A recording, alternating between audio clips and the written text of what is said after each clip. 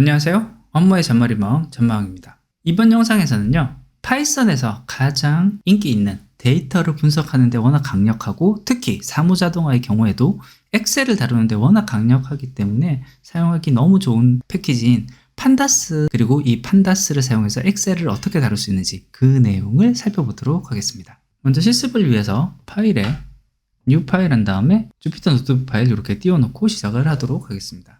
판다스를 사용하기 위해선 먼저 패키지를 불러와야 되기 때문에 import pandas as pd로 불러오도록 하겠습니다. 이번에 다뤄볼 건요, 이와 같이 파이썬 샘플이라는 폴더 안에 요 weight sample이라는 요 파일을 가지고 와서 실행을 해보도록 할게요. 요 파일 하나, 이 탐색기에서 요 파일을 선택을 한 다음에요, 컨트롤 C를 하고요, 그 다음에 이것을 요 코드 창 안에서 붙여 넣으면은 이 파일 경로에 대한 것이 바로 붙여서 들어오니까 요거 그대로 활용을 하면 꽤 괜찮습니다. 자, 여기 판다스에서 보통 파일을 읽어올 때 제일 많이 하는 거 이제 엑셀 파일 읽어오는 것부터 먼저 한번 해볼게요. read for 엑셀 파일에서 보시면 df라고 이제 데이터 프레임을 하나를 정의를 하고요. 여기에는 pd.readexcel이라는 것이 이제 엑셀 파일을 읽어오는 명령어입니다. 복사해 왔었던 이 파일을 이곳에 바로 복사해서 붙여넣자 라고 한 다음에 요거 바로 실행을 해보도록 하겠습니다. 여기서 컨트롤 엔터를 눌렀을 때 여기 워닝 메시지가 좀 발생했지만 큰 문제 없이 실행이 된 것을 볼 수 있는데 역 슬래시 D에 대해서 좀 이상한 반응을 보이는 것을 볼 수 있습니다. 이 파이썬에서요, 이 역 슬래시가 폴더 경로, 파일 경로를 할 때 좀 잘 동작하지 않는 이런 현상이 있습니다. 이 역 슬래시를 파일이나 폴더 경로에서 사용을 하기 위해서는요, 이 작은 따옴표 앞에 R이라고 이렇게 하나를 더 붙여주시면은 여기 뒤에 있는 내용에서 역 슬래시에 대한 거는 폴더 경로를 나누는 요 값으로 인식을 한다라는 거, 이렇게 알아두시면 좋겠습니다.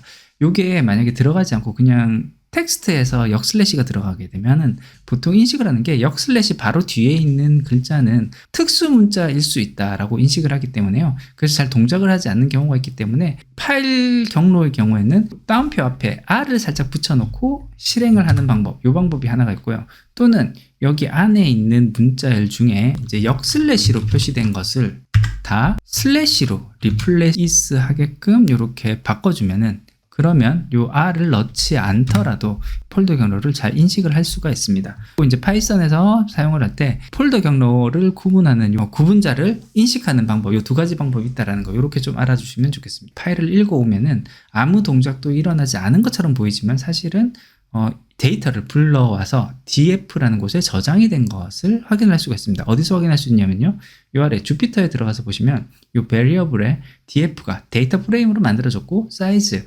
500,5라고 해서 500줄짜리 5개의 칼럼을 가진 데이터로 만들어졌다라는 것을 보실 수가 있습니다. 이 데이터 보시면요, 실제 이 샘플 데이터, 읽어온 데이터가 이와 같은 형태로 5가지 칼럼에 대해서 총 500개의 값을 가지고 있는 것. 첫 번째 줄이 머리글이 들어가 있기 때문에 첫 번째 줄을 제외하고 501번째 줄까지 해서 500개의 데이터가 들어가 있다는 것을 볼 수 있고, 이 데이터를 모두 잘 읽어온 것을 보실 수가 있습니다. 읽어온 값을 다시 확인할 수 있는 방법은요, 옆에 있는 이 버튼, 요걸 클릭을 하게 되면은 요 값들을 이런 식으로 쭉 보여주는 것을 보실 수가 있습니다. 그래서 각각의 변수, 무게, 하이트, 그 다음에 성별, 그리고 나이에 대한 값들을 요 값대로 읽어온 것을 볼 수가 있고, 요 위쪽에 간략하게 히스토그램까지 그려주는 것을 보실 수가 있습니다.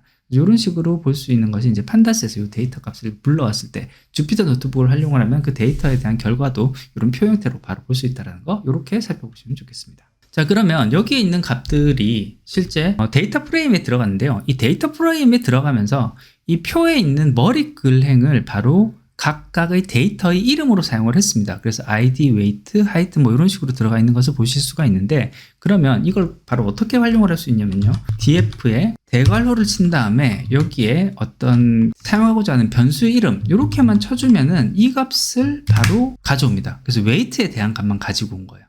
이런 식으로 이 머리글에 있는 것을 따로 빼와서도 사용을 할 수 있다는 거, 이게 이제 판다스로 엑셀 파일을 불러왔을 때 이 머리글 이름이 굉장히 중요한 의미를 가진다는 점을 이런 부분들로 좀 봐주시면 좋겠습니다. 이렇게 읽어온 값이 제대로 어떤 식으로 읽어오는지 한번 좀 확인을 해보겠습니다. 변수를 하나를 더 추가해 볼게요. 그래서 variable이라고 변수를 하나 만든 다음에 거기에 아까 보셨던 df에 대괄호에서 weight라는 값을 이렇게 넣어서 만들어 보도록 하겠습니다. 자, 그러면 주피터라는 곳 아래에 variable이라는 요 변수명이 하나가 생성이 된 것을 보실 수가 있고요. 이때는 이 데이터 프레임이 아니라 시리즈라고 되어 있는 것을 보실 수가 있습니다. 값이 획만 시트만 있는 요 데이터의 경우에 시리즈로 이렇게 표시가 되는 것을 보실 수가 있는데요. 요것도 요 버튼 클릭해서 요 상세 값을 보면은 앞서서 보셨던 전체 데이터 중에 weight에 해당하는 값만 가지고 와서 이렇게 쭉 뽑아온 것, 요것을 보실 수가 있습니다. 그래서 이런 식으로 데이터를 뽑아와서 쓸 수 있다는 거 이렇게 알아주시면 좋겠고요. 2개 이상의 값을 한번 가져와 보겠습니다. 2개 이상의 값을 가져올 때는요, 대괄호 안에 대괄호를 한번 더 쳐줍니다. 대괄호를 한번 더 쳐주고요. 그곳에 다시 각각의 변수 이름들을 이런 식으로 이름을 써주면 완성이 됩니다. 그렇게 해서 컨트롤 엔터 실행을 하면요, 이제 variable은 시리즈가 아니라 데이터 프레임으로 만들어진 것을 보실 수가 있고요. 500줄짜리 2개의 컬럼을 가지는, 그리고 2개의 컬럼은 weight와 height를 가지는 요 값으로 보여진다는 거 보실 수가 있습니다. 자, 요 variable 다시 한번 체크해 볼게요. 왼쪽에 있는 요 버튼 클릭을 해서 요 값에 대해서 보시면 weight와 height에 대한 값을 이런 식으로 바로 보여준다는 거, 이렇게 확인이 가능하겠습니다. 이번에는요, 조금 더 엑셀에서의 다양한 형태로 변수값들을 읽어오는 방법을 살펴보도록 할게요. 이번에 살펴볼 시트는요, 요 매출 관리 샘플이라고 되어 있는 이 시트인데, 이 시트 안에서 보시면 앞서서 보셨던 엑셀 파일과 다르게 이 엑셀 파일은 시트가 하나, 둘, 셋, 3개의 시트가 들어가 있는 것을 보실 수가 있습니다. 그래서 이런 식으로 여러 개의 시트가 있을 때 읽어오는 방법은 크게 2가지 방법이 있습니다. 이 시트 이름을 정확하게 가지고 오거나, 아니면은 시트 번호를 정확하게 카운트하거나, 이때 시트 번호는 0부터 시작을 합니다. 그래서 0, 1, 2 이렇게 됩니다. 그리고 시트 번호를 따로 지정하지 않으면요, 디폴트로 가장 첫 번째 있는 시트 0번 시트가 읽어와진다는 거, 이렇게 알아두시면 좋겠습니다. 자, 그래서 이번에도 이 파일 복사를 한 다음에요, 여기서 한번 좀 불러와 보도록 할게요. 셀 하나 추가를 하고, 여기에 df1은 pd.read excel에 그 다음에 괄호에서 여기 r 하고요, 그 다음에 작은 따옴표 한 다음에 방금 복사해 왔던 요 폴더 경로 요대로 붙여 넣어 보도록 하겠습니다. 자, 그 다음에 요것과 똑같은 요령으로 df2라고 한번 만들어 준 다음에요, 여기 다른 코드는 다 똑같이 만들어 놓을게요. 근데 이번에는 시트 이름을 직접 불러오겠습니다. 시트 이름 이꼴 시트 네임, 시트 언더바 네임이라고 한 다음에 여기에다가 요거 이꼴 요 매출 관리 시트, 아까 전에 보셨을 때 두 번째 시트 이름이 담당자 코드였거든요. 요거 담당자 코드, 요거 이름 복사해 온 다음에요, 담당자 코드 요거 그대로 작은 따옴표 안에 붙여 넣어 보도록 하겠습니다. 이런 식으로 하면은 시트 이름을 가지고 불러오는 요 코드가 완성이 될 겁니다. 그 다음에 이제 df3를 한번 만들어 볼게요. df3는 같은 요령으로 요 파일 이름을 썼지만 이번에는 시트 네임이라고 해놓고요, 시트 네임에 어떤 텍스트 형태, 스트링 형태의 값을 넣는 게 아니고 바로 숫자를 넣어볼게요. 그럼 0, 1, 2 하면은 이제 2를 치면 얘가 세 번째 시트 값을 불러올 겁니다. 그래서 이렇게 한 다음에 실행을 해보도록 하겠습니다. 자, 그럼 이제 데이터 값들 각각 df1, df2, df3 이렇게 값을 불러온 것을 보실 수가 있고요.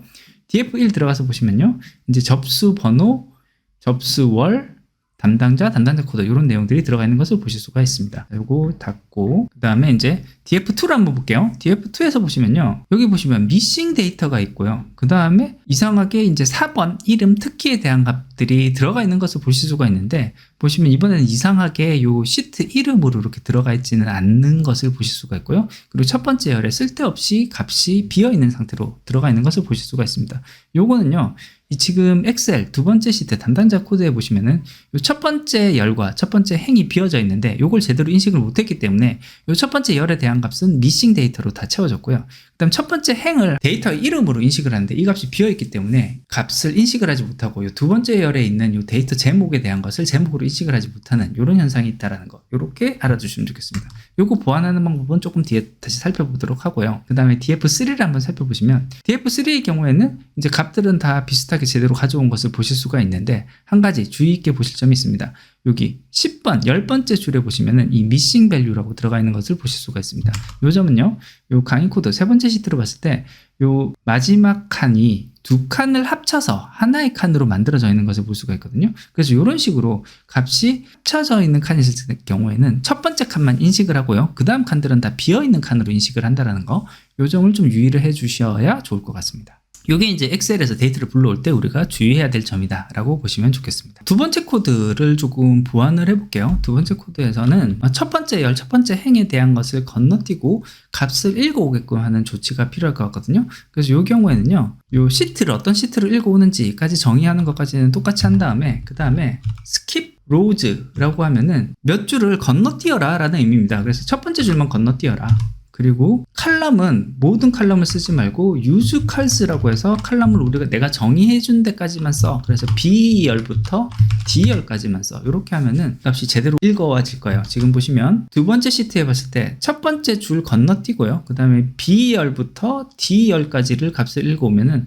우리가 원하는 값만 정확하게 잘 뽑아올 수 있을 겁니다. 그래서 이렇게 해서 컨트롤 엔터를 눌러서 df2만 한 번 더 확인을 해보면 df2가 우리가 원하는 형태로 4번 이름 특기라는 값으로 해서 빈칸 없이 값을 잘 읽어오는 것, 이것을 보실 수가 있습니다. 그 다음 요 df3에서 보셨던 것처럼 이런 식으로 중간에 값이 비어져 있을 때는요, 다른 로직을 쓰거나 해서 요거를 좀 보완을 하거나 해야 되는데, 요 경우에는 각각의 경우의 수마다 대응하는 방법이 좀 달라질 수 있기 때문에 처음부터 엑셀 파일을 만들 때 이런 합쳐진 칸이 없게끔 만들어야지 파이썬으로 데이터를 다룰 때 오류가 발생하지 않는다라는 거, 그 점을 좀 염두에 두면 좋을 것 같습니다. 네, 오늘은 엑셀 데이터를 다루는데 굉장히 요긴하게 사용할 수 있는 파이썬의 패키지인 판다스에 대한 내용을 살펴봤습니다. 이거 말고도 판다스로 할 수 있는 건 굉장히 다양하고 많은 기능들이 있는데요. 오늘 알아본 내용은 판다스로 엑셀을 다룰 때 가장 기초적이고 중요한 내용이 있다라고 알아두시면 좋을 것 같습니다. 예, 오늘 준비한 것은 여기까지입니다. 끝까지 들어주셔서 감사합니다.